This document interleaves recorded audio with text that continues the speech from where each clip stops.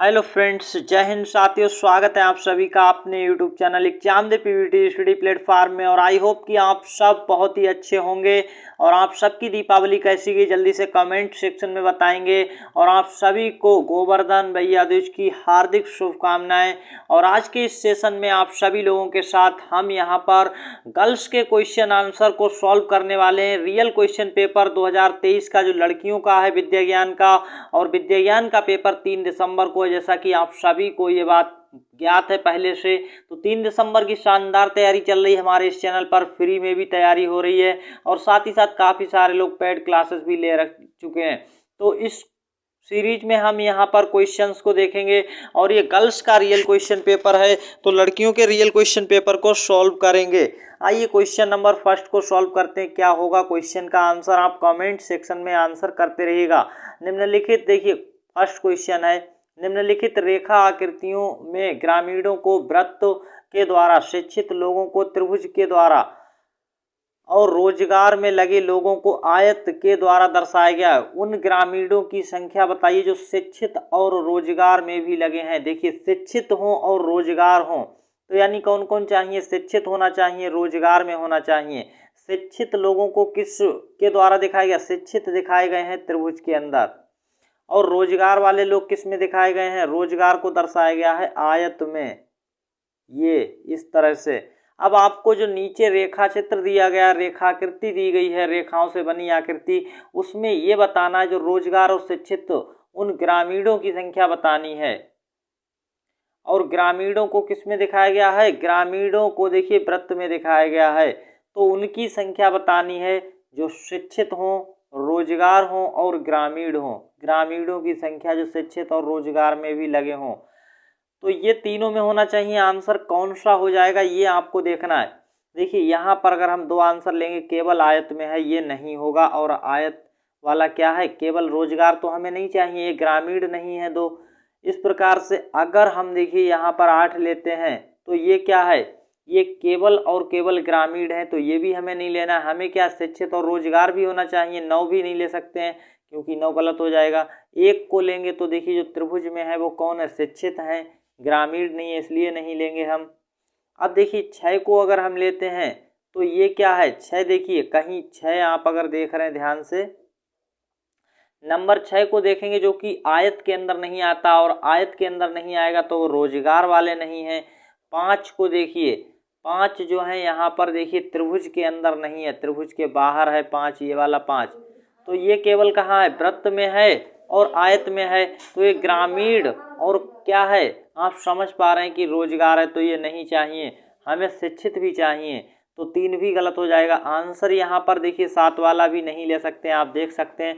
Answer 4 एकदम सही होगा। 4 देखिए कैसे है, 4 आयत के अंदर भी है, 4 त्रिभुज के अंदर भी है और 4 वृत्त के भी अंदर है। और इन तीनों को मिलाकर जो आकृति यहाँ पर बन रही है कुछ इस तरह की, आपने अभी देखी है, तो उसमें 4 बीचों बीच में इस तरह से है कि हमारा आंसर आ रहा है 4। क्योंकि 4 कैसा है, यहाँ पर ग्रामीण है, शिक्षित है और रोजगार है, तो आंसर हो जाएगा बी वाला। बी इस क्वेश्चन का राइट आंसर है। बी आंसर हो गया है। ऐसे क्वेश्चंस को करना है और समझना है। अगला, निम्नलिखित शब्दों के आपस के संबंध को समझते हुए दिए गए आरेखों में से सही आरेख का चयन कीजिए। तो इसमें आपसे क्या कहा गया है, अच्छा क्वेश्चन है। क्वेश्चन नंबर 2 है, आपको देखिए आरेखों का सही संबंध पहचानना है शब्दों के आपस में संबंध को समझते हुए। फर्नीचर, कुर्सी, मेज।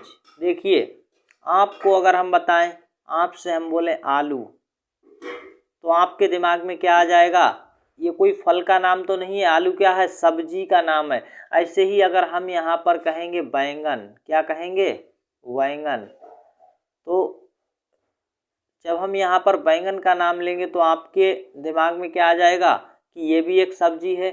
अगर हम आलू और बैंगन को कहें, देखिए आलू अलग होता है और बैंगन अलग होता है। अगर हम बात कहें सब्जी, तो सब्जी में दोनों आ जाएंगे, सब्जी के अंदर दोनों आएंगे। तो ऐसे ही अगर हम बात करें कुर्सी, कुर्सी और मेज क्या है, तो देखिए मेज भी हमारी क्या हो जाएगी, यहाँ पर फर्नीचर हो जाएगी। और कुर्सी को भी अगर हम देखें तो फर्नीचर के अंदर आएगी। देखिए कुर्सी मेज अलग अलग होते हैं, ये बात आप समझिए। कुर्सी अलग है और मेज अलग है, लेकिन अगर बात करेंगे हम फर्नीचर की तो इनके ऊपर आ जाएगा। फर्नीचर के अंदर ही दोनों आते हैं। फर्नीचर में कुर्सी मेज ये सारा कुछ आ जाता है, टेबल इस तरह से स्टूल ये सारा कुछ आता है वहाँ पर। तो आपका सही उत्तर क्या हो जाएगा? 3 नंबर वाला। और 3 नंबर किस में दिया गया? डी इस क्वेश्चन का राइट आंसर है। और ये पिछले साल 2023 का असली पेपर सॉल्व करवा रहे हैं। तो जो लोग वीडियो को अभी देख नहीं रहे पूरा का पूरा देखेंगे, बिना छोड़े बिना स्किप किए वीडियो पूरा देखिए, क्योंकि ऐसे ही प्रश्न दोबारा आएंगे, रिपीट होंगे ऐसे ही प्रश्न। लेकिन यहाँ पर आप अगर मेथड सीख जाते हैं करने का तो आप यहाँ पर अच्छे से समझ कर पाएंगे प्रश्नों को। और जल्दी से जल्दी अगर आपने शेयर नहीं किया है इस वीडियो को शेयर करेंगे। इस तरह का एक चिन्ह आपको दिखाई पड़ेगा, इससे शेयर करना होता है। और ये हाथ अंगूठे का निशान इस तरह से जो दिखता है पहले नंबर पर, इससे वीडियो को लाइक करेंगे। वीडियो के नीचे पहला अंगूठे का निशान, अंगूठा ऊपर की ओर हो, वही लाइक का बटन होता है। क्वेश्चन नंबर 3 आ चुका है। निम्नलिखित चित्र को ध्यान से देखें और क्रम संख्या 1 से 6 तक के शब्दों का सही क्रम दिए गए विकल्पों में से चुनिए। सही क्रम आपको चुनना है, अच्छा आंसर ढूंढना है। क्या हो जाएगा? देखिए बहुत ही अच्छा आंसर आपको ढूंढना है। ये आपको दिया गया, इसको देखना है। फिर आपको तना, जड़, फल, फूल, शाखा, पत्ती, इस सब का यहाँ पर क्या करना है? आंसर लगाना है। सही करके आंसर क्या आ जाएगा? तो देखिए सबसे पहले हम बात करें नीचे पौधे का क्या होता है, तो इसको कहते हैं हम जड़। और जड़ के बाद ये जो मोटा सा कट्ठा होता है इसको हम क्या कहते हैं? ये वाला, तो इसको कहते हैं तना। क्या कहते हैं? तना। तो जड़ के बाद तना देखिए कहाँ पर नहीं लगा है, वो आंसर गलत हो जाएगा। तो 2 नंबर पे जड़ है, 1 नंबर पे तना है, तो इसमें देखिए बी वाला नहीं होगा क्योंकि इसमें 5 है दिया हुआ। और ये वाला डी वाला नहीं होगा, 4 दिया है फूल, ये भी नहीं होगा। तो अब ए या सी में से आंसर बचा है। देखिए क्या आ जाएगा? तने के बाद क्या आएगा? तने के बाद आ जाएगा शाखा। शाखा मतलब क्या होता है? जो टहनी होती है इस तरह की, ये देखो दी गई, तो शाखा आ जाएगा। क्या आ जाएगा? शाखा। अब शाखा देखिए कहाँ पर दिया है, तो 2 1 के बाद शाखा है 5 पर। 2 1 5 कहाँ पर दिया गया है? बी तो पहले से ही हटा दीजिए और डी हटा दिया। तो अब देखिए 2 1 5 और आंसर हमें मिल चुका है। ए वाला हमारा राइट आंसर है। ए इस क्वेश्चन का राइट आंसर है। सी वाला ऑटोमेटिक गलत हो गया इस तरह से। और इसके बाद 6 नंबर यानी पत्ती आती है, तो यहाँ पर पत्ती आएगी। पत्ती के बाद देखिए क्या आ जाएगा? 4 नंबर फूल आएगा। फूल के बाद यहाँ पर फल आ जाएगा। सही आंसर आपका राइट हो जाएगा ए वाला। इस तरह से करना था। अगला क्वेश्चन है, अभय ने नए राशन कार्ड के लिए मंगलवार की दोपहर में क्लर्क को आवेदन देता है। अगले दिन अवकाश था, इसलिए क्लर्क अगले कार्य दिवस में कागजी कार्रवाई को पूरा करता है। तो ये बात आपको समझ आई, जब छुट्टी होगी तो अगले दिन ही काम करेगा। सीनियर क्लर्क उसी दिन इसका मिलान करता है, किंतु अगले दिन इसे हेड क्लर्क को प्रेषित करता है। हेड क्लर्क अगले दिन मामले का निपटारा करता है। बताइए कि सीनियर क्लर्क निम्नलिखित में से किस दिन हेड क्लर्क को आवेदन प्रेषित करता है? ये बात आपको यहाँ पर ढूंढनी है। तो क्वेश्चन अच्छा है और इसका आंसर बहुत ही आसानी से आएगी। आई होप कि आपको समझ आ रहे होंगे, और क्वेश्चन समझ आ रहे हैं तो आप आंसर कर पाएंगे। यहाँ पर देखिए नए राशन कार्ड मंगलवार की दोपहर, कब? मंगलवार की दोपहर क्लर्क को आवेदन देता है। अगले दिन अवकाश था, तो देखिए मंगल के अगले दिन क्या होता है? बुधवार। यहाँ पे क्या था? अवकाश था, तो बुधवार को अवकाश था, इसीलिए क्लर्क अगले कार्य दिवस में कागजी कार्रवाई को पूरा करता है। तो बृहस्पतिवार को उसने कागजी कार्रवाई पूरी की होगी। सीनियर क्लर्क को उसी दिन इसका मिलान करता है। सीनियर क्लर्क उसी दिन देखिए मिलान कर लेता है यहाँ पर, किंतु अगले दिन इसे हेड क्वार्टर प्रेषित करता है। अगले दिन कहाँ चला जाता है वो? अगला दिन होता है यहाँ पर शुक्रवार, और ये कहाँ चला जाता है? Head quarter. हेडक्वार्टर को प्रेषित करता है। हेडक्वार्टर अगले दिन मामले का निपटारा, अगले दिन हेडक्वार्टर क्या करता है, मामले का निपटारा। तो क्या आ गया, शनिवार, शनिवार आ गया। बताइए कि सीनियर क्लर्क निम्नलिखित में से किस दिन हेड क्लर्क को प्रेषित करता है। तो कब प्रेषित किया है उसने, देखिए सीनियर क्लर्क यहाँ पे निपटारा करता है और अगले दिन वो क्या करता है, हेड क्वार्टर को प्रेषित करता है। ये बात आपको समझ आई यहाँ पर कौन सा दिन है। देखिए सबसे पहले क्या कहा है, सीनियर क्लर्क उसी दिन मिलान करता है किंतु अगले दिन हेड क्लर्क को प्रेषित करता है, अगले दिन हेड क्लर्क को प्रेषित कर देता है। क्या आंसर हो जाएगा, तो बृहस्पति के वार शुक्रवार यहाँ पर आपका सही आंसर हो जाएगा। अगले दिन क्या आया, शुक्रवार, सी इस क्वेश्चन का राइट आंसर है। समझ आ रहा होगा, क्योंकि यहाँ पर अंतिम दिन शनिवार को तो निपटारा किया गया, लेकिन बृहस्पतिवार को ही उसने मिलान करके शुक्रवार को हेडक्वार्टर को प्रेषित किया था। हेडक्वार्टर ने अगले दिन निपटारा किया था, तो सही आंसर है शुक्रवार, क्योंकि अंतिम दिन तो शनिवार आ रहा है, शनिवार से एक दिन पहले। अगला क्वेश्चन है, यदि 25 मार्च 1999 को बृहस्पतिवार का दिन था तो 2 फरवरी 1999 को निम्नलिखित में से कौन सा दिन रहा होगा। ये आपसे पूछा जा रहा है, अच्छा क्वेश्चन है। देखिए यहाँ पर कुछ भी नहीं है, आपको अच्छे से समझना है। 25 मार्च 1999 को बृहस्पतिवार का दिन था, तो 2 फरवरी 1999 का निम्नलिखित में से कौन सा दिन रहा। पीछे की बात की जा रही है, पहले आगे का हमें दिया गया, पीछे को हमें बताना है, इसके पीछे ही तो पड़ती है। पहले देखिए 2 फरवरी आई होगी, फिर उसके बाद 25 मार्च आएगा। ये बात समझ आई। तो पहले हमें ये देखना फरवरी में दिन कितने रहे होंगे उस साल। कैसे देखेंगे, इसमें हमें पता करना होता है लीप वर्ष तो नहीं है, 1999 देखेंगे लीप वर्ष तो नहीं है, तो देखेंगे अंत के अंतिम दो सन जो दिए उसके अंतिम 2 अंकों को भाग करेंगे 4 से, तो यहाँ पर हमारा जो आंसर, अगर लीप वर्ष होगा तो 00 आना चाहिए शेष, और अगर शेष बच रहा है तो यहाँ पर क्या होगा, लीप वर्ष नहीं है। तो ये लीप वर्ष नहीं है, 4 से भाग करेंगे तो ये पूरा नहीं कटेगा, और पूरा नहीं कटेगा तो ये लीप वर्ष है नहीं, और लीप वर्ष नहीं है तो आपको कोई भी दिक्कत नहीं है। लीप वर्ष नहीं है तो महीने का दिन 28 होगा, 28 तक फरवरी रहा होगा। ये बात समझ आ गई। तो हम पीछे बैक जाएंगे। देखिए 25 को यहाँ पर क्या है, 25 मार्च को बृहस्पतिवार है। अगर हम 7 दिन इसके, देखिए 25 में अगर 7 दिन और जोड़ दें तब हमारा वही दिन आ जाएगा, और अगर पीछे हम 7 दिन इसमें से घटा दें तब भी हमारा वही दिन आएगा जो यहाँ 7 दिन जोड़ने पर आ रहा है। तो 7 घटाओ या 7 जोड़ो तो दिन यहाँ पर वही आ जाएगा। तो 25 में से 7 घटाएंगे और कितना आ जाएगा, यहाँ पर आ जाएगा हमारा 18 तारीख को भी बृहस्पतिवार था। फिर हम 7 घटाएंगे तो 11 तारीख को हमारा क्या था, बृहस्पतिवार। इस तरह से आप समझ पा रहे हैं। और 11 से फिर 7 घटाएंगे तो 4 को हमारा क्या था, बृहस्पतिवार।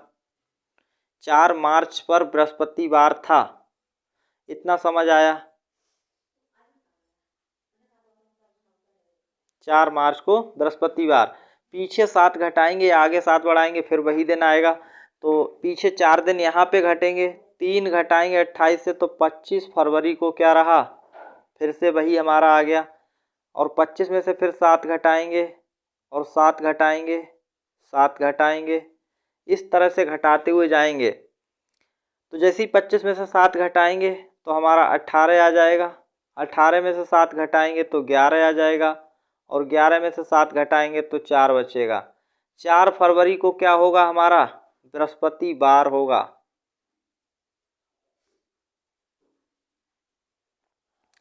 चार फरवरी को क्या आ गया, बृहस्पतिवार आ गया। 3 को क्या आ जाएगा, बुधवार आ जाएगा। और 2 को क्या आ जाएगा, 2 फरवरी को मंगल आ जाएगा। आंसर 20 क्वेश्चन का राइट है। बहुत ही इजी तरीके से कर सकते हैं इस क्वेश्चन को। क्वेश्चन नंबर अगला है, एक लड़के के चित्र की ओर संकेत करते हुए सुरेश ने कहा, क्या कहा? वह मेरी माता के इकलौते पुत्र का पुत्र है। वह मेरी माता के इकलौते पुत्र का पुत्र है। सुरेश का उस लड़के से संबंध है। देखिए, अब आपको अच्छे से ये समझ लेना है। क्या समझ लेना है? एक लड़के के चित्र की ओर, जैसे आप यहाँ पर खड़े हैं और एक लड़के की चित्र की ओर इशारा कर रहे हैं, इसकी ओर आपने इशारा करते हुए क्या कहा? वह मेरी माता के, यानी आपकी माँ ऊपर की साइड है, आपकी माँ का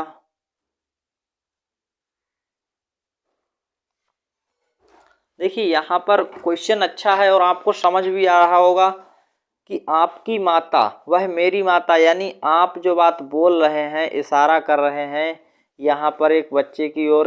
एक देखिए, सुरेश ने कहा, तो सुरेश तो ये रहा, और वह मेरी माता के इकलौते पुत्र का पुत्र है, तो इसकी माता ऊपर की साइड होंगी। माता के इकलौता पुत्र यानी वो खुद है, और पुत्र का पुत्र यानी ये इसका ही पुत्र है। ये जो जिसके बात कर रहा है वो उसी का पुत्र होगा, क्योंकि इकलौता तभी होगा।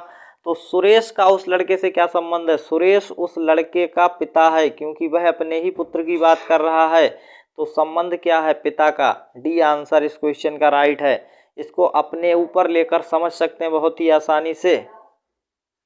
अगला क्वेश्चन, नीचे दी गई आकृति की दाईं ओर एक दर्पण रखने पर दर्पण में जो प्रतिबिंब आकृति बनेगी उसका चयन कीजिए। दर्पण में प्रतिबिंब आकृति क्या बनेगी वो आपको चयन करना है। तो देखिए, कुछ इस तरह का आंसर यहाँ पर आना तय है। ऐसा इस तरह की आकृति यहाँ पर बनेगी। कहाँ पर बन रही है वो आपको पहले ढूंढना है, और फिर इस तरह की बनेगी।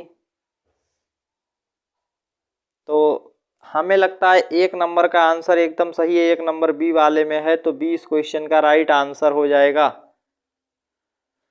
अगला क्वेश्चन है और इसको करते हैं, क्या हो जाएगा? किसी मेज पर 5 विषयों की पुस्तकें निम्न क्रम में रखी गई हैं। गणित के ऊपर अंग्रेजी है, हिंदी के नीचे संस्कृत है, हिंदी के ऊपर गणित तथा संस्कृत के नीचे विज्ञान। निम्न में सबसे बीच में कौन सी पुस्तक है? अच्छा क्वेश्चन है। देखिए, 5 किताबें हैं, कोई दिक्कत नहीं है। मैथ के ऊपर इंग्लिश है तो एम बनाएंगे और इसके ऊपर ई बना देंगे, इंग्लिश। हिंदी के नीचे संस्कृत है तो हिंदी एच बनाएंगे और इसके नीचे संस्कृत है तो एस बना दिया। हिंदी के ऊपर गणित है, हिंदी के ऊपर गणित, तो देखिए ऐसे आ जाएगा, हिंदी के ऊपर गणित हो गया, नीचे संस्कृत। संस्कृत के नीचे विज्ञान है तो संस्कृत के नीचे विज्ञान है, तो सबसे नीचे यहाँ विज्ञान आ गई, साइंस। सबसे बीच में कौन सी पुस्तक आई? तो सबसे बीच में हिंदी आई। आंसर हो जाएगा ए वाला, क्योंकि 2 ऊपर और 2 नीचे, बीच में कौन है? ये बीच का है। समझ आ रहा है? आई होप कि आपको ये सारे क्वेश्चन समझ आए होंगे। और इस सीरीज में हम लगातार विद्या ज्ञान जो गर्ल्स का 2023 का पेपर उसको सॉल्व करवाएंगे, तो चैनल को अभी सब्सक्राइब कीजिए, साथ ही साथ वीडियो को लाइक कर दीजिए। एक लाइक करना आपका यहाँ पर हमारे लिए काफ़ी बड़ा मोटिवेशन का फैक्टर होता है। तो लाइक करने के लिए आपको ये वाला साइन दबाना है, पहले नंबर पर दिख रहा होगा अंगूठे का निशान वाला, तो जल्दी से दबाकर लाइक कर दीजिए, चैनल को सब्सक्राइब कर लीजिए। और यहाँ पर विद्या ज्ञान से जुड़ी हर एक जानकारी के लिए अभी बेल बटन को भी दबा के रखें, क्योंकि 3 दिसंबर को पेपर होने के बाद एक दूसरा पेपर भी आपका होने वाला है। और जो लोग इन दिनों में बेस्ट और शानदार तैयारी करना चाहते हैं उन्हें हमारे ऑनलाइन कोर्स के साथ अभी जुड़ना चाहिए। कोर्स की विस्तृत जानकारी के लिए आपको डिस्क्रिप्शन बॉक्स में व्हाट्सएप नंबर दिया गया, उस पर मैसेज करेंगे या फिर इस नंबर पर मैसेज कर सकते हैं। तो आपकी स्क्रीन पर अभी दिख रहा है, नीचे रेड कलर में लिखा है बैच लेने के लिए व्हाट्सएप नंबर पर मैसेज करें। इस नंबर पर मैसेज कर सकते हैं। पेपर 3 दिसंबर को, सिलेक्शन बैच आप सभी के लिए आ चुका है। आज ही ज्वाइन करें, घर बैठे तैयारी शुरू करें। अभी आपको ये नहीं भ्रम में रहना कि एक पेपर पास किया हो बस आपका सिलेक्शन हो जाएगा। 2 पेपर पास करने, पहला पेपर ये पास करने के बाद आपका एक दूसरा पेपर होगा, जो पास हो जाएंगे बच्चे उनका, तो आपका फाइनल सिलेक्शन नहीं होगा। पहले इस पेपर को पास करिए, फिर दूसरा करना है। इस ऑनलाइन कोर्स में आपको पिछले 3 सालों का रियल क्वेश्चन पेपर ये सारा कुछ मिलेगा। 250 plus video class, practice set, PDF, ये सारा कुछ मिलने के साथ ही साथ आपको अभी दिवाली ऑफर भी मिल रहा है। 999 वाला केवल 500 रुपये में अभी आपको मिल रहा है ये पूरा का पूरा ऑनलाइन कोर्स। धन्यवाद, मिलते हैं नेक्स्ट वीडियो में, तब तक के लिए ऑल द बेस्ट।